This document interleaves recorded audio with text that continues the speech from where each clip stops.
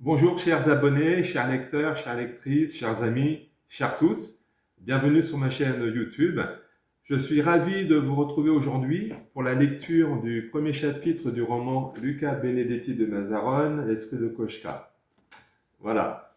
Donc le but étant de vous montrer un petit peu le style d'écriture qui se cache derrière Luca, dans un premier temps, et aussi de susciter en vous la curiosité, l'envie d'en savoir plus sur son histoire. Alors, je sais que c'est très compliqué de trouver un livre dans cette bibliothèque interstellaire qu'est Internet, les plateformes numériques, les librairies en ligne, etc., même dans les librairies physiques.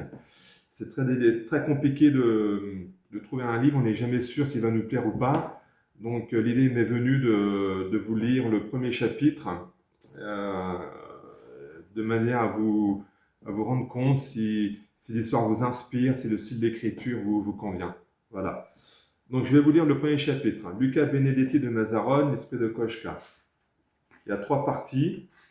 Donc première partie, les fondements. Chapitre 1, Lacrimosa. La fumée épaisse et persistante, prisonnière de l'air ensanglanté, reste suspendue au-dessus de cette terre de désolation. L'odeur du sang mêlée à celle de la poudre se diffuse partout. La végétation a disparu et la vie animale s'est enfouie au plus profond des entrailles de ce no man's land. La tempête de feu a tout ravagé, tout anéanti, tout brûlé. Là où autrefois la nature orchestrait en harmonie, comme un poème de Rimbaud, mettant en scène la faune et la flore, la vie sauvage et végétale, les couleurs et les arômes, la terre et le ciel, la fraîcheur de l'aube et la rosée du matin, toute cette symbiose s'est évanouie et a laissé place à la destruction, à la dévastation, à l'anéantissement de toute vie, au néant. Seul un grand oiseau, un rapace majestueux, vole très haut au-dessus de cette terre brûlée en cercle, comme s'il observait, comme s'il cherchait quelque chose. Il pousse des cris stridents. Comme pour cracher sa colère. Cherche-t-il sa proie? Cherche-t-il son nid? Cherche-t-il sa progéniture? Ou à l'inverse de la colombe qui envoie des messages de paix, veut-il adresser un avertissement provenant des cieux, comme semble suggérer son regard perçant et puissant? Seule certitude, son territoire et son habitat sont dévastés. Les bombardements d'artillerie s'intensifient de part et d'autre des tranchées, laissant des cratères funestes ressemblant à un paysage lunaire où règne désolation et chaos. Le bruit assourdissant, le temps maussade et la fumée persistante amplifient cette atmosphère macabre qui se dégage de ces plaines dévastées. Et pourtant, les hommes retournent sans cesse à la charge, bravant l'averse de plomb qui tombe sans discontinuer. Pourquoi ces millions d'hommes sacrifient-ils ce qu'ils ont de plus sacré? Pour qui? Pour quel idéal? Cet héritage qu'est la vie est un privilège pour tout individu. Chacun se devrait de le respecter. Alors pourquoi en est-il autrement depuis la nuit des temps? Cette pensée parcourt les âges depuis les prémices de la conscience humaine et continuera dans l'inconscience des puissantes élites jusqu'à la fin des temps. Un mystère qui restera arcane à jamais.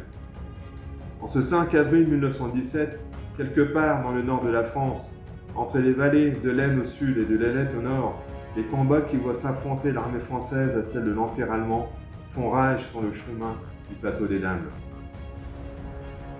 C'est le printemps. La pluie ne cesse de tomber depuis plusieurs jours. Elle transforme le champ de bataille en véritable bourbier. À chaque assaut, à chaque charge, les hommes des 2 camps utilisés comme de la chair à canon tombent les uns après les autres. Leurs cris à moitié étouffés par le bruit sourd des canons et la vision de ces corps mutilés témoignent de l'horreur de cette guerre commencée 3 ans plus tôt. Parmi ces hommes, le soldat Eugène Benedetti, un Corse de la région d'Ajaccio. Il est allongé là, sur cette terre axonaise, à demi recouvert de cette boue ensanglantée et grièvement blessé. Il vient de recevoir dans le poumon droit une balle allemande de 8 mm. Sa souffrance l'a plongé dans une profonde léthargie, le laissant pour mort. Après plusieurs heures de combat acharné, une accalmie soudaine des affrontements et de la météo s'installe. Les infirmiers des 2 camps en profitent pour ramasser leurs blessés. Eugène est là, parmi d'innombrables corps inertes. Son état trompe les brancardiers. Il passe devant lui, il le pense mort. Il continue le ramassage ici et là. Soudainement, comme un signe du destin sous la forme d'un busard Saint-Martin, d'une beauté incommensurable, qui contraste avec ce décor de désolation, se pose à côté de son corps. C'est une femelle qui cherche son nid, construit sur ce site et détruit par la folie des hommes. Sa présence provoque une réaction inconsciente d'Eugène comme un réflexe de survie. Les cris du rapace semblent encourager ceux de douleur et de désespoir du soldat qui résonnent comme un appel à l'aide. Enfin, les infirmiers l'entendent. Ils accourent. Malgré l'urgence, ils le mettent délicatement sur un brancard et évacuent au plus vite sur le maintien de malheur. Eugène est le dernier blessé à être emmené. Eugène est âgé de 24 ans. C'est un homme affable au teint méditerranéen et au regard franc et puissant. Il a grandi dans le village corse de Castello, perché sur les hauteurs de la cité qui a vu naître Napoléon Bonaparte. Le bourg surplombe ainsi le golfe d'Ajaccio. Eugène est issu d'une famille très ancrée sur les traditions et la culture corse. Il parle, chante, pense, mange, boit et respire corse. Il est fier et vaillant, mais aussi généreux et complaisant, à l'image de la majorité de la population de l'île. Il est aussitôt pris en charge par un des médecins présents sur le front qui lui donne les premiers soins en extrayant la balle et en stoppant l'hémorragie. Mais la perte de sang est telle que son rythme cardiaque ralentit dangereusement, le plongeant dans le coma. Il est transféré en urgence vers l'hôpital de guerre installé sur les lignes arrières. Pendant le transport et durant plusieurs heures après son arrivée, il reste inconscient. Après vérification de son groupe sanguin, on lui fait au plus vite une transfusion. Au bout de quelques heures, son cœur reprend un rythme quasi normal. Il sort doucement de sa léthargie. Puis il ouvre lentement les yeux et découvre un visage féminin au regard bleu horizon lui sourire. Ce visage chaleureux et apaisant lui demande avec un accent sévenol. « Comment vous sentez-vous »« Où suis-je » répond Eugène d'une voix faible et hésitante, mais à l'inflexion corse très prononcée. « À l'hôpital, vous avez été blessé » répond l'infirmière. « Qui êtes-vous » ?»« Je suis l'infirmière. Ne vous inquiétez pas, ça va aller maintenant. » Qu'est-ce que, tout en parlant, il ressent une vive douleur sur le côté droit de sa poitrine, lui faisant pousser un léger cri. « Doucement, répond-elle. Restez calme, ne parlez pas. Vous avez reçu une balle, mais elle était extraite. Vous allez vous en sortir. La guerre est terminée pour vous. Allez, reposez-vous maintenant. » Tout en écoutant ces mots, Eugène referme ses yeux, épuisé, puis s'endort. À ces dernières paroles, l'infirmière esquisse un petit sourire.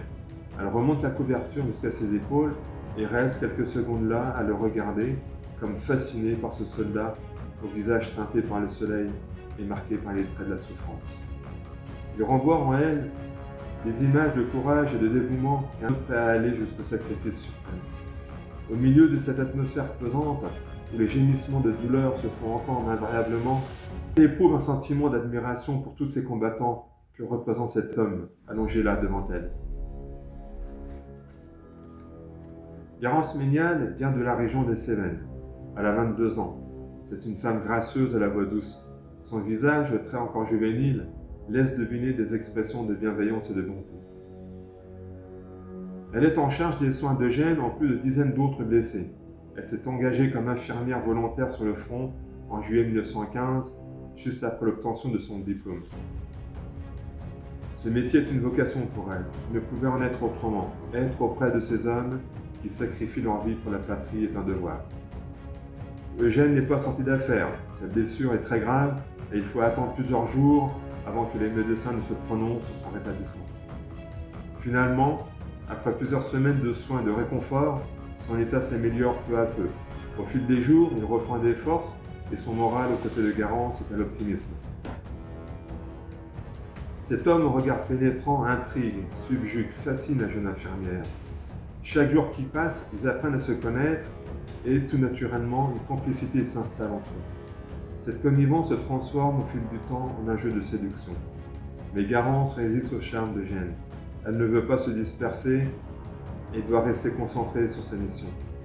Celle de soigner les soldats qui arrivent du front. L'afflux de blessés ne cesse de croître. Toutes les équipes médicales sont submergées. La fatigue et la tension nerveuse sont à leur comble. Cependant, malgré les nombreuses pertes, les nouvelles du haut commandement sont très positives. Avec le soutien de l'armée américaine qui vient de rentrer dans le conflit, l'ensemble des forces alliées prennent peu à peu le dessus sur l'Empire allemand. Garance finit par succomber au charme magnétique d'Eugène lorsqu'elle apprend le départ de celui-ci après 2 mois d'hospitalisation. une relation amoureuse naît entre eux qui va se consolider au fil des derniers mois de guerre. Eugène est toujours en convalescence et n'est pas apte à retourner sur le front. Pour lui, la guerre des tranchées est finie. Cependant, il reste dans les lignes arrières, muté dans un service auxiliaire qui gère le stockage des munitions. Très souvent, il pense à ses frères d'armes toujours en première ligne. Combien d'entre eux en reviendront? Combien y resteront? Combien deviendront infirmes ou traumatisés? Ces pensées le taraudent et hantent son esprit. Il ressent un fort sentiment de culpabilité de ne pas être à leur côté. Le sort en a décidé ainsi. Il ne mourra pas dans cette guerre monstrueuse. Certes, il en sortira avec de profondes cicatrices physiques et psychiques, mais il en sortira vivant. Voilà pour le premier chapitre. J'espère que ça vous a plu. Ça vous donne le ton un petit peu. Alors, Eugène et Garance sont les futurs parents de Lucas. Malheureusement, leur destin est très sombre. Lucas va être élevé par sa tante et son oncle.